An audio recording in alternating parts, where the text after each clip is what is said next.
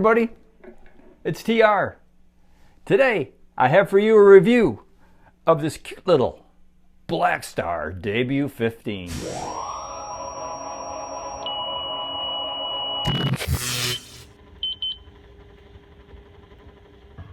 Okay, so I know what you're saying. You're saying, TR, what do you want with a little $100 practice amp when you've got like stacks of Marshalls? Well, the reason I would like this is because I travel occasionally. I have grandchildren in Buffalo and Florida.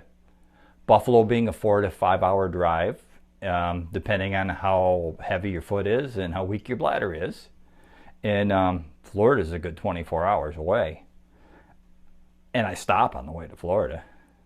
In either case, I'm away from home for several days at a time, and I don't have a guitar unless I bring one. In the past, I've tried different things. I brought acoustic guitar. Case it makes it really big with an acoustic, big case. Packing, could be an issue.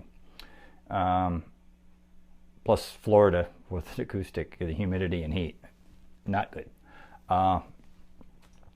Bring an electric, play it not plugged in. Can you use my iRig? Play it through headphones, not as much fun. So I wanted a small amp to bring with me, something that I have room to pack. So I did some shopping, and I looked at the Blackstar Fly 3. Very tiny, runs on batteries. So tiny though, a little plastic amp, it would be great for when I'm traveling, but I didn't see me using it at home. I wanted something that I might like take out and sit on the porch with or something. I can do that now, but I have to drag an amp out there or keep one out there because the smallest of the practice amps I have are still pretty good sized. So I decided to give this a try. I looked at several different models. The Fly 3, by the way, is $70, but if you buy the optional power source, you're looking at $100. So my budget was $100. I looked at the Orange Crush 12. I looked at the little Fender Frontman 10. There's a little Marshall, several. I really like the idea of the Blackstar Fly 3. I just wanted bigger, and I found this. It is essentially the same preamp section. It has two 3-inch speakers. The other larger practice amps, the $100 range, had 6-inch speakers. I want something small. I'm going to be playing in a hotel room. I don't want to, be too loud, but yet I want to get a good sound that I like. So this is what we have. This has a little brother. It has the Debut 10.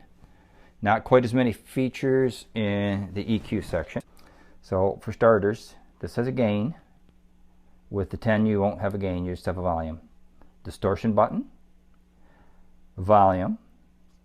The next feature that the little brother doesn't have is the tone.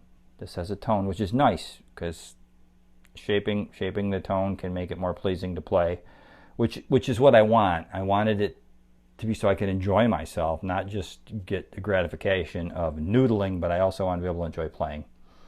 And then this ISF control that the little brother also has.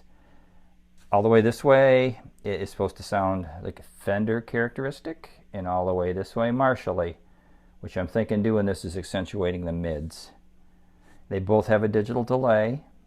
It's an off and on button, so you can't control the intensity. You can just turn it off and on, but you can control the rate.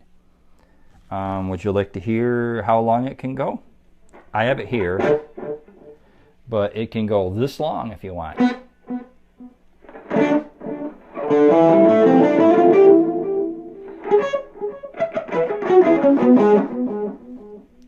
It can go short enough, anywhere from off to like a slapback.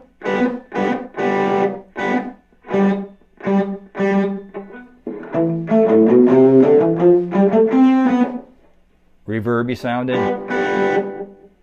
And all the way to the delay that I like.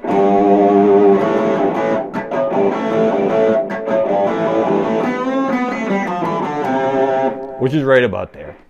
Want to hear it clean. So, in order to do it clean, you will back off on the gain, turn up the volume, and kind of use your gain like a volume knob. But you say you want to get really nice clean, Fender clean, right? So let's turn this ISF thing right around to where it's supposed to be Fendery, and we'll see what it does to it. Sparkles it right up, doesn't it? Anyhow, I think it sounds pretty good.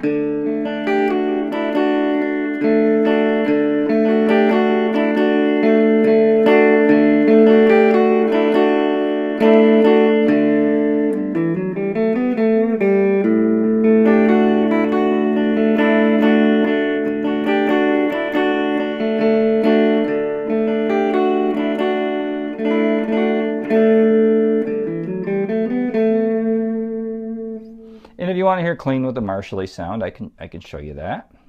It's a little darker.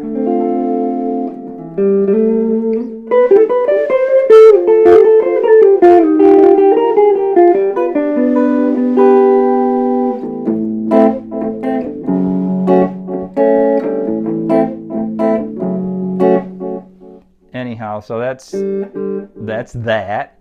What's really nice about the tone shaping is you get quite of a difference in. See, it actually does something.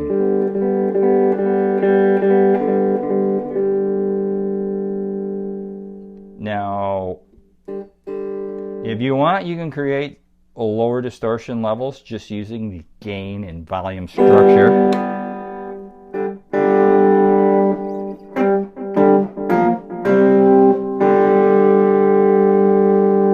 Let's try that out.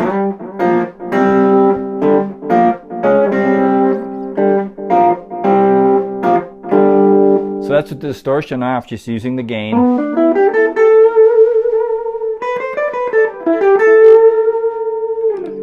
little loud, I can see I'm clipping there.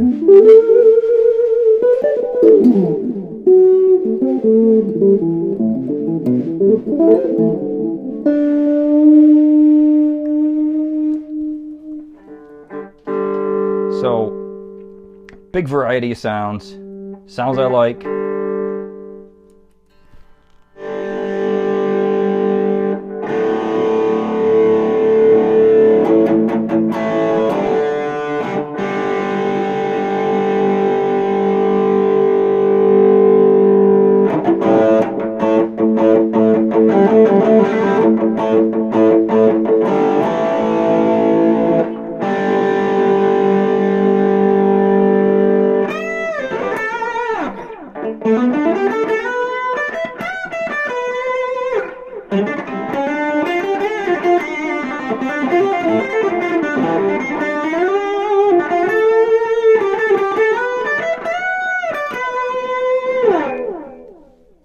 Anyways, enough of my noodling. Let me show you what else it can do.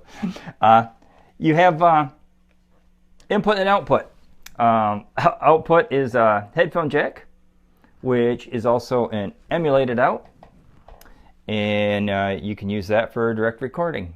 And I'll be honest, I haven't tried that yet. And then obviously you can plug headphones in it and practice silently. And then the input is MP3. I have tried that. And I plug my cell phone into it with the tiniest of little monster cables I bought. And I can play along with my favorite songs, backing tracks, whatever I like. So I think it's going to foot the bill. It's a little bit bigger than maybe I wanted, but it's still small enough. This is my second crack at this video. The first one I had it up on a table and I had it in front of me, and you get that perspective thing working, and it made it look like a full-sized amp. You can see, in the words of Spinal Tap with the Stonehenge monument, it's in danger of being trod upon by a dwarf. So it's not too big. It's bigger than a lunchbox, but not a lot bigger than a lunchbox, and I think it's going to work good for me. I didn't mention some of the aesthetics. It's got this nice blonde Tolex finish. It's got this oxblood grill cloth. Blackstar label looks really cool on it. It's closed back to make those 3-inch speakers really thump you. You got like 3 inches of thump, right?